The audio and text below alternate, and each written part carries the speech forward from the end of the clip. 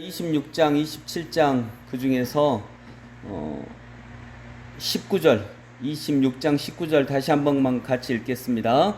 주의 죽은 자들은 살아나고 그들의 시체들은 일어나리이다. 티끌에 누운 자들아 너희는 깨어 노래하라. 주의 이슬은 빛난 이슬이니 땅이 죽은 자들을 내놓으리로다. 아멘.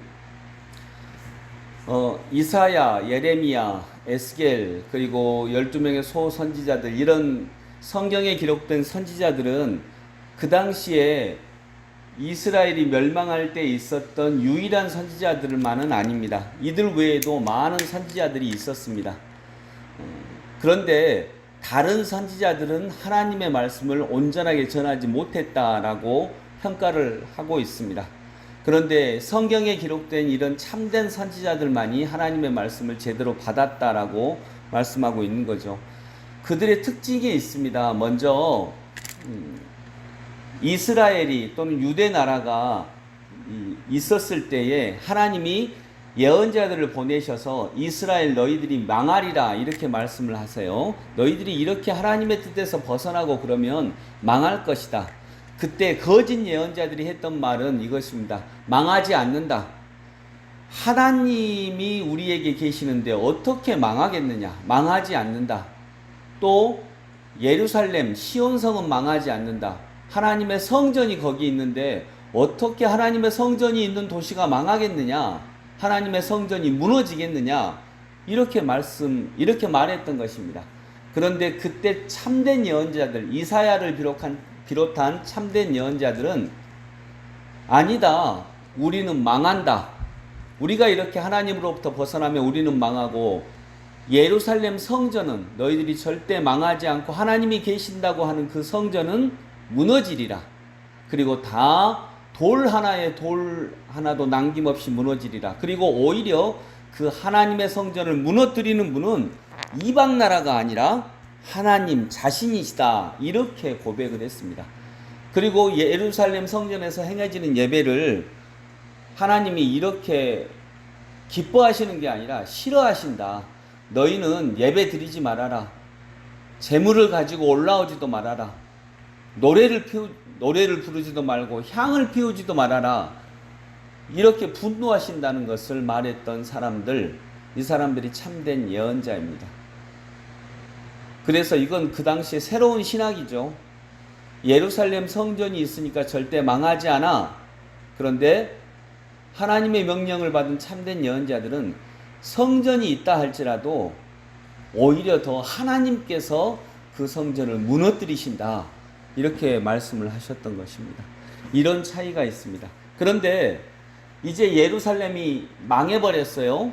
유대와 이스라엘이 실제로 망해버렸어요. 그때 거짓 예언자들은, 예루살렘이 망하지 않는다고 말했던 거짓 예언자들은 이제 우리는 끝났다라고 얘기합니다. 어떻게 예루살렘 성전이 망할 수가 있지?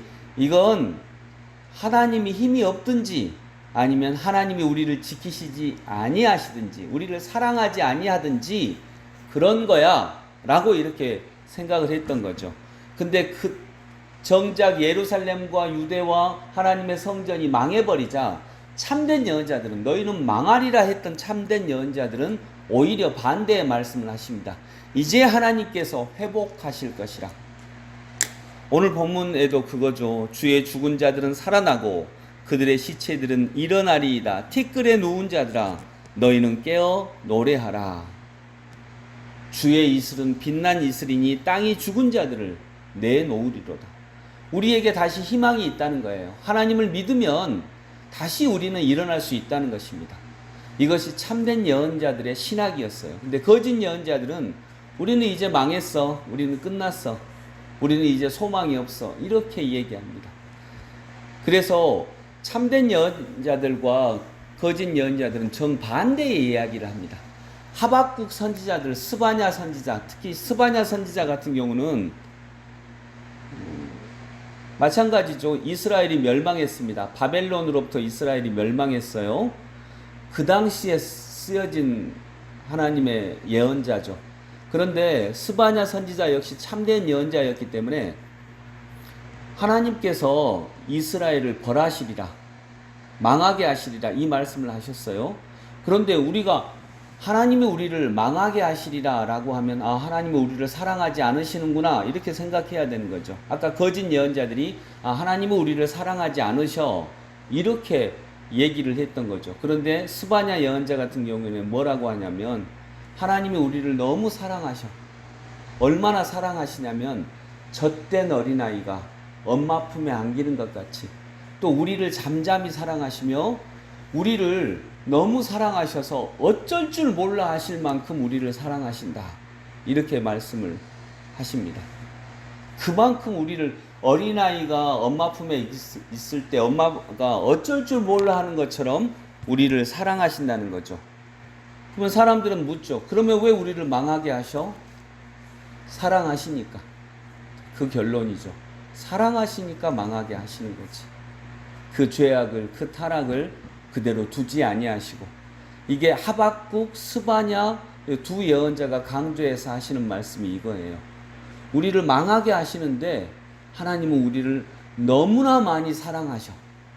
그 당시의 사람들 우리를 망하게 하셨으니 하나님은 우리를 전혀 사랑하지 않으셔. 아니야. 하박국과 스바냐 또 이사야 예레미야도 마찬가지예요. 우리를 망하게 하신 것은 우리를 너무나 사랑하셨기 때문이야 라고 정반대의 결론을 얘기를 하고 있는 것입니다. 이것이 참된 예언자들의 공통된 신학입니다. 하나님이 우리를 한국교회를 징벌하신다. 하나님이 한국교회를 지금 징벌하시는 거 아닌가. 그 징벌 안에는 너무너무나 깊이 우리를 사랑하시는 하나님의 사랑이 있음을 오늘도 우리는 한국교회의 위기의 상황 속에서 믿을 수 있는 저희들이 될 수 있기를 소망합니다. 기도하겠습니다. 고맙고 감사하신 주님, 은혜를 감사드립니다. 아버지 하나님께서 우리를 너무나 사랑하십니다. 그러하기 때문에 망하게 하십니다. 또는 징벌하십니다. 망하지 말라고 너희는 이렇게 하면 망하리라 라고 하는 징계의 말씀을 하십니다. 이렇게 하신 이유는 하나님 우리를 너무나 사랑하시기 때문입니다. 아버지 하나님, 스바냐 예언자를 통하여 말씀하십니다. 너의 하나님 여호와가 너희 가운데 계시니 그는 구원을 베푸실 전능자이시라. 그가 너로 말미암아 기쁨을 이기지 못하시며 너를 잠잠히 사랑하시며 너로 말미암아 즐거이 부르며 기뻐하시리라 하리라. 이렇게 어쩔 줄 몰라 하시며 기쁨을 이기지 못할 만큼 우리를 사랑하시는 그 사랑을 우리가 보고 믿을 수 있도록 인도하여 주시옵소서. 오늘도 그 말씀을 믿고 의지하며 험하고 어려운 시대를 살아가는 저희 모든 그리스도인들 되게 하여 주옵소서. 예수 그리스도 이름으로 기도드리옵나이다. 아멘.